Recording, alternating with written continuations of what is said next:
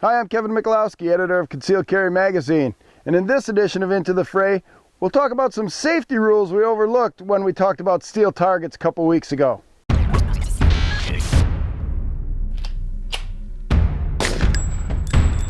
Okay, a couple weeks ago we talked about steel targets, how much fun it is to shoot at reactionary steel targets, and in my excitement, I completely forgot to discuss the safety rules when you're setting up your range with reactionary steel targets.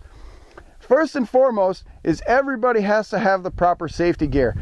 Eye protection is absolutely important when you're using a steel target because you can see from the impacts here that we're using full metal jacket ammo and the lead immediately turns to little liquid pellets. But the jacket, the copper jacket from your ammo or the metal jacket from your ammo can fly off and pieces can go in all different directions. You don't really know where they're going to go, so you want to be back at least 10 yards when you're shooting. That's the safety zone, 10 yards away from your reactionary steel target. It also requires you to slow down and put your rounds on target and aim more carefully. It will improve your marksmanship. Other things to think about when you're setting up steel targets at your range is to make sure that there's no danger of ricochet off to the rear or off to the sides or anything like that. Okay, again, the lead that hits here, it's going to liquefy, not going to be much to it. But you can get pieces of the metal jacket flying in different directions, and we don't want that. Or if you just catch an edge, you might get a bullet that takes off and you want to make sure that's caught in the burn.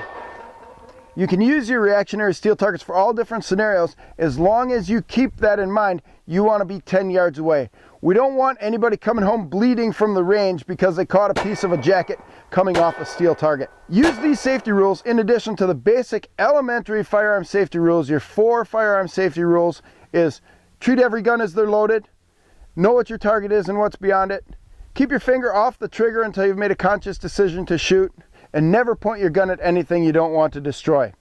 Let's get out and try to destroy some of these targets. We'll show you how they work. Okay, I'm out here at the 10-yard line. Let's put some rounds on one of these challenge targets and see what works.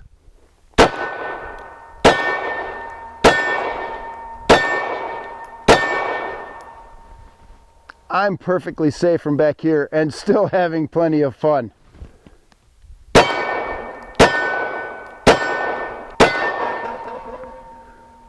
I'm Kevin Michalowski, editor of Concealed Carry Magazine. This is Into the Fray.